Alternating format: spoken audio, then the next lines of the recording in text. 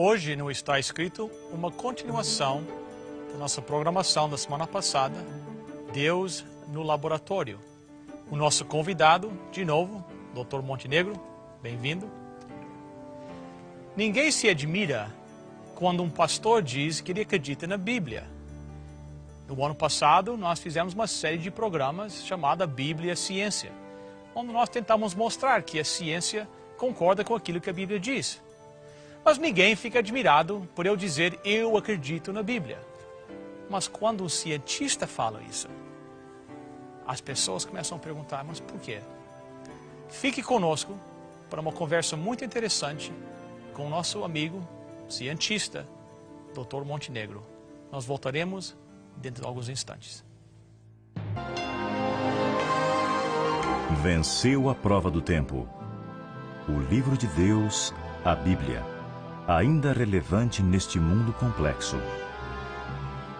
E está escrito, partilhando mensagem de esperança ao redor do mundo.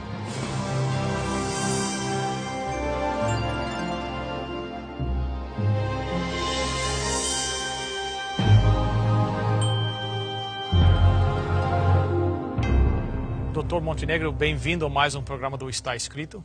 É um prazer estar aqui novamente. O Dr. Montenegro recebeu seu título de doutor no Instituto Alemão Max Planck, que é um instituto muito bem conceituado ao redor do mundo. A sua área de especialidade é biomimética. Explica um pouquinho sobre isso. A área de biomimética é a área em que nós tentamos imitar ou copiar processos da natureza, trazê-los para o laboratório e, obviamente, criarmos produtos a partir daí. Um exemplo claro disso, ou simples disso, seria o velcro. O velcro que todos nós usamos constantemente, aquilo ali foi inspirado naqueles que nós chamamos de carrapicho, aquelas pequenas sementes no mato, nas plantas, ou na floresta, que grudam nas meias e nas nossas roupas. Aquele mesmo mecanismo foi copiado para se fazer o velcro. Um outro exemplo é uma tinta que é autolimpante. Então já existe essa tinta hoje em dia, uma tinta autolimpante, que foi feita a partir da flor de lótus. Então observou-se como é a estrutura química e a estrutura morfológica da flor do lótus, que mesmo no meio de todo lodo, de toda lama, ela permanece limpa. Então, baseado naquilo, criou-se uma tinta que é autolimpante. Esse seria o campo de estudo da biomimética. Hoje, o Dr. Montenegro, cientista em Toronto, trabalhando em Toronto na área de biotecnologia, e ele é cientista, cristão, conseguiu encaixar a ciência e a Bíblia e não cria nenhum conflito para você? Não, de maneira nenhuma. Eu já falei isso na semana passada e volto a repetir. Eu acredito que a ciência, ela é um dom de Deus, certo? Ela existe para nos ajudar a entender a nossa natureza, ela existe para nos ajudar a ter uma vida melhor aqui nesse planeta. E, na minha opinião, ela não vai contra a ideia de Deus, porque se Deus criou tudo da maneira que criou, com leis, regulamentos, nós podemos estudar a partir da ciência, ou com a ajuda da ciência, para entendermos. Eu acredito que a ciência nos leva a enxergar um pouco esse Deus que criou todas as coisas. Por exemplo, quando eu estava terminando o meu mestrado em Química Inorgânica, eu lembro que um dos professores chegou para mim e me falou, como é que você pode querer ser um cientista e ao mesmo tempo crer em Deus? Então, se você estiver no laboratório fazendo uma experiência, se não funcionar, o que é que você vai falar? Vai falar que, olha, porque Deus não quis.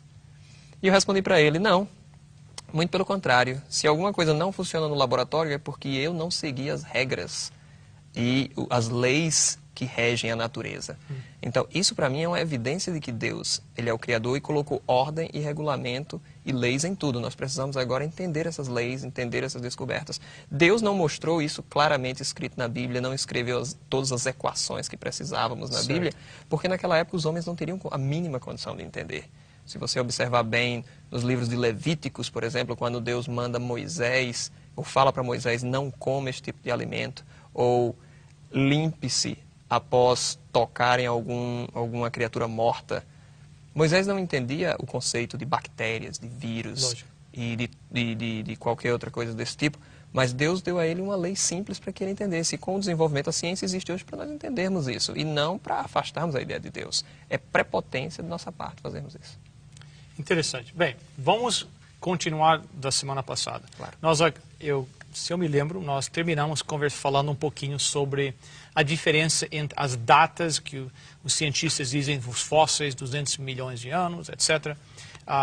E o doutor explicou que esses métodos de dar essas datas não são métodos muito, como é que se diz? Acurados. Acurados, exato. Então, quais seriam as evidências que a Terra, na realidade, é uma Terra jovem e não tem 200 milhões de anos, ou 1 bilhão de anos, ou quantos anos eles falam que tem? Tá, ok, isso é interessante você ter tocado. Eu falei que todos os métodos radiométricos, eles têm falhas, eles têm limitações, e as pessoas utilizam porque não tem um outro mecanismo para se datar. Então acabam se utilizando. Mas esses métodos estão sendo refinados, tentam-se melhorá-los. O grande problema é que a maioria desses métodos são feitos baseados no fato da evolução ser verdadeira. Então, se a evolução não for verdadeira, todos esses métodos vão cair por terra. E eu não creio que a evolução, da maneira que ela é ensinada ou pregada, ela é verdadeira. Na minha opinião, os principais fatores, os principais fenômenos que me mostram claramente que a Terra é jovem, eu diria, vulcões ativos. Okay. Nós temos mais de 600 vulcões ativos nesse planeta. Se nosso planeta fosse realmente tão velho quanto se fala, não haveria mais tais vulcões, já teriam sido extintos há muitos e muitos anos. Interessante. Um outro fator interessante na minha concepção é a população do planeta. Okay. Se estivéssemos povoando esse planeta, se a raça humana estivesse povoando esse planeta há centenas de milhares de anos, como se prega, ou vários milhares de anos, como se prega, a população da Terra não seria de 6 bilhões, mas muito maior. Um outro fator interessante é que nós não temos, até onde eu sei, nós não temos meteoritos nas diferentes camadas geológicas. Então isso também é um fato de que mostra que a Terra é jovem e essas camadas não tomaram milhares de anos para serem formadas, porque deveríamos ver vários meteoritos em cada camada, porque cada camada, de acordo com a ciência, de acordo com a ideia vigente, essas camadas levaram milhares de anos para serem formadas. Então, essa, na minha opinião, são fatores bem simples, e eu citaria outro também, a questão do petróleo. Existe uma pressão muito grande nos reservatórios de petróleo e de gás. Se a Terra fosse tão antiga, essa pressão já teria se acabado. E ainda existe uma pressão muito grande. Então, são fenômenos que mostram que esse planeta não é tão velho assim. Quais são alguns dos métodos usados para dar essas datas? Certo. Alguns dos métodos eu citaria do potássio, do urânio e, obviamente, o carbono 14, que é o mais famoso. Só que eu gostaria de explicar para aquelas pessoas que não entendem muito bem. O carbono 14 ele é utilizado para datação de matéria orgânica. Okay. Ossos, coisas desse tipo que são encontradas, elas são então datadas. Porém, o carbono 14 ele tem uma limitação. Ele só é utilizado para se datar fósseis até 70 mil anos. Até 70 mil anos. Isso. Okay. Além disso, ele não é confiável nem mesmo para os evolucionistas.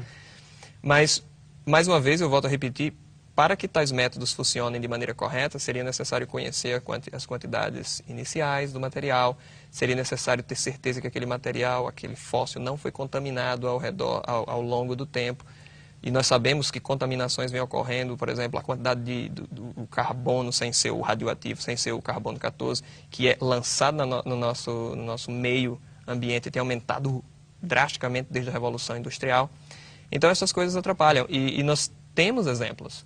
Nós temos exemplos de fósseis que foram datados e em seguida tiveram que ser redatados porque eles estavam completamente errados. Então, e outra coisa, para se ter uma datação correta era necessário ter algum parâmetro que pudesse ser utilizado para calibrar. Okay. E esse, por exemplo, encontrássemos uma moeda, esse seria um bom parâmetro. Olha, essa moeda foi criada em tal ano, então esse produto aqui ou esse material não pode ser mais jovem ou mais velho do que ele, tem que estar... Então, coisas desse tipo que ajudariam a fazer a datação. E nós, infelizmente, não temos. Mas o mais interessante de tudo é que O tempo de meia-vida do carbono 14, ou seja, o tempo necessário para que metade dos átomos do carbono 14 já se desintegrem e se tornem no outro elemento químico, é um pouco acima de 5.000 anos. Ok. Então, à medida que o tempo está passando, a quantidade de carbono 14 vai diminuindo drasticamente.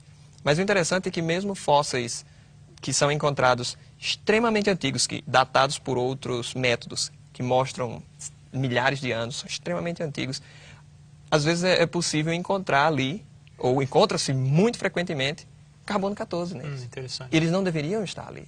Então, se tivesse 200 milhões de anos, não teria mais nada, mas eles mesmo assim conseguem detectar. Então, há falhas nesses métodos. Infelizmente, o mundo científico tapa os olhos para tais coisas, porque infelizmente não tem um outro método para caracterizar.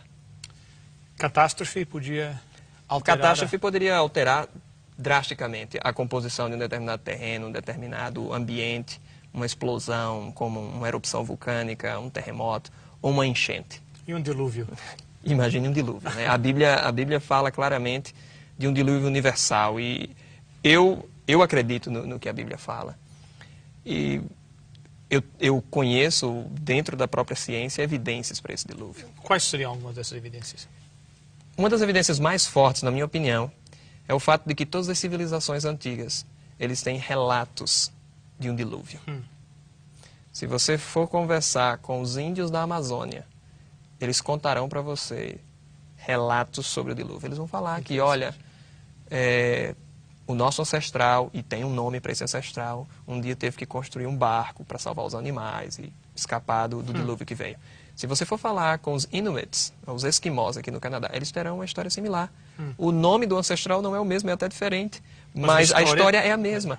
O mesmo ocorre com os aborígenes da Austrália, o mesmo ocorre com os índios norte-americanos, todos eles têm. Além disso, nós temos evidências de fósseis espalhados pela crosta terrestre, em tudo que é local. Um exemplo disso, fósseis de peixes, por exemplo, fósseis marinhos, no pico de montanhas. Ou você crê que um dia as águas cobriram as montanhas, cobriram tudo, ou um belo dia o peixe decidiu fazer um acampamento no topo da montanha, subiu a montanha e morreu por lá. Então cabe a você decidir em que você quer crer. Um outro fator que eu levaria em consideração é o fato de que nós temos também florestas petrificadas, florestas inteiras que foram petrificadas. E para que ocorra a petrificação é necessário que a matéria orgânica ela seja coberta abruptamente ou rapidamente.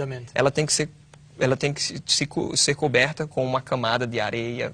E por que isso? Para impedir que bactérias venham e comam a matéria orgânica.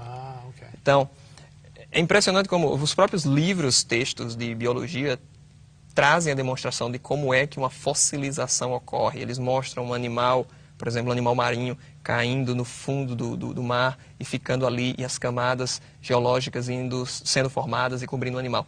Só que, em realidade, isso não ocorre. O fundo do mar, praticamente, nós não temos animais mortos no fundo do mar, porque os outros peixes vêm comê-los. Lógico. Tá certo? As bactérias vêm eliminar, os outros animais vêm, os caranguejos e os crustáceos em geral, eles se alimentam dessas carcaças.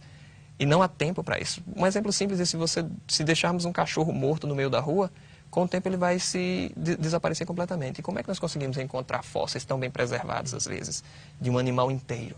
É porque ele foi soterrado bruscamente, não deu tempo para que predadores o comessem, para que bactérias destruíssem o restante da matéria orgânica. Por isso que eles foram preservados. Os próprios depósitos de petróleo e de carvão são provas de que houve um soterramento brusco de uma grande quantidade de matéria orgânica. Caso contrário, não seria possível formar isso. Acreditar que esses animais foram se enterrando lentamente e a matéria orgânica foi formada sem que houvesse pressão, sem que houvesse soterramento, é muito ilógico pensar dessa maneira. É mais lógico acreditar que houve um dia que cobriu tudo. A Bíblia fala isso. Para você ter uma ideia, há aproximadamente 55 teorias para explicar a extinção dos dinossauros. Todas elas com suas falhas. A Bíblia só apresenta uma, o dilúvio. Então os dinossauros existiram.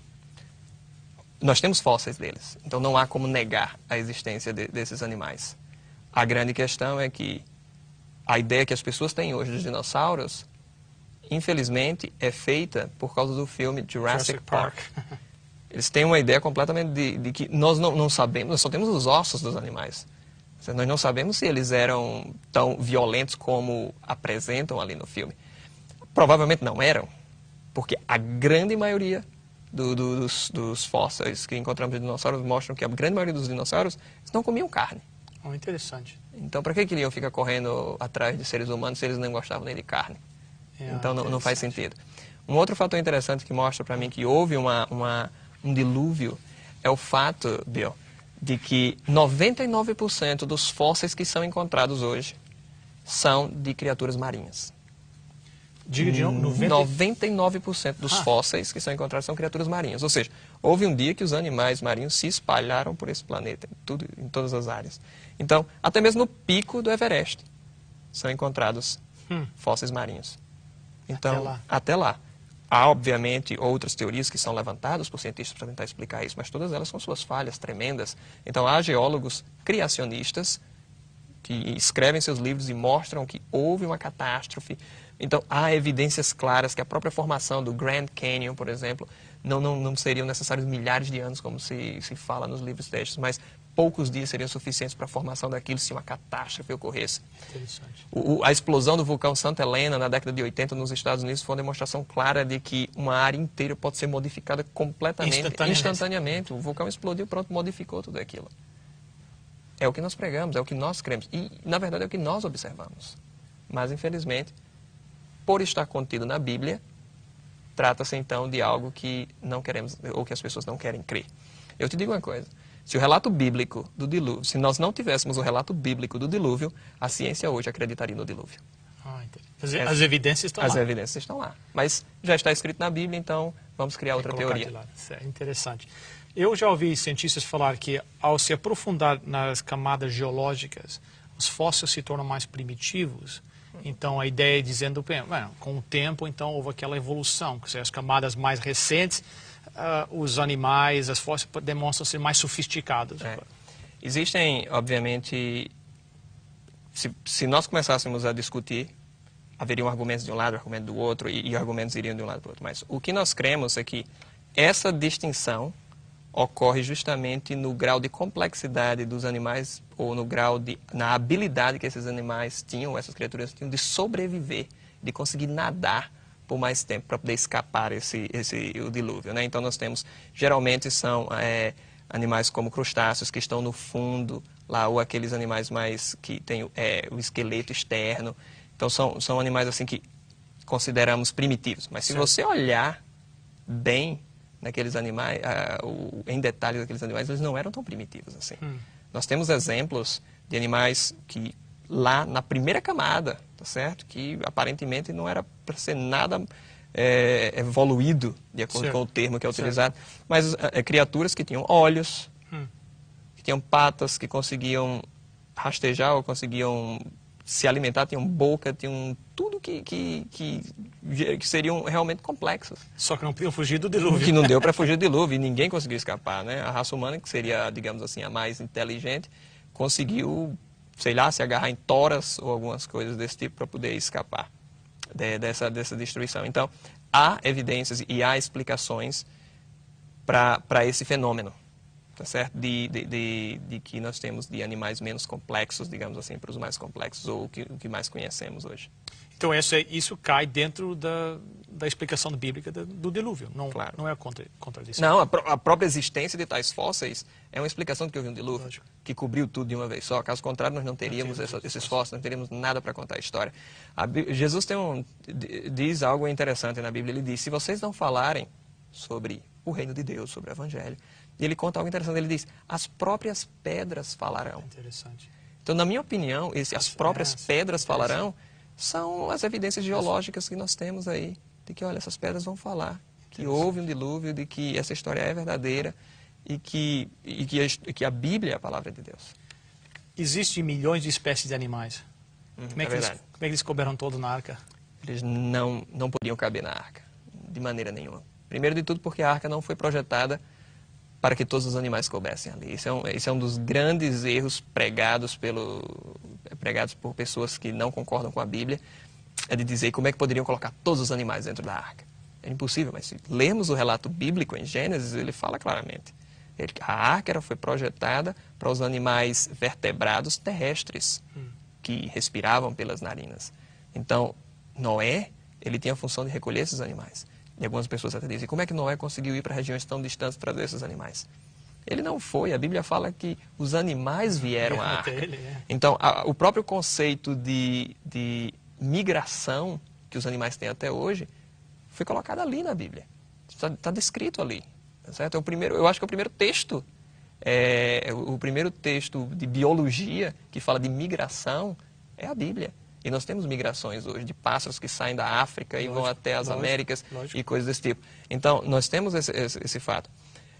Há cálculos feitos, há livros escritos mostrando a possibilidade de se fabricar uma arca que fossem necessários colocar animais lá dentro para repovoar a Terra e termos as espécies que nós temos hoje.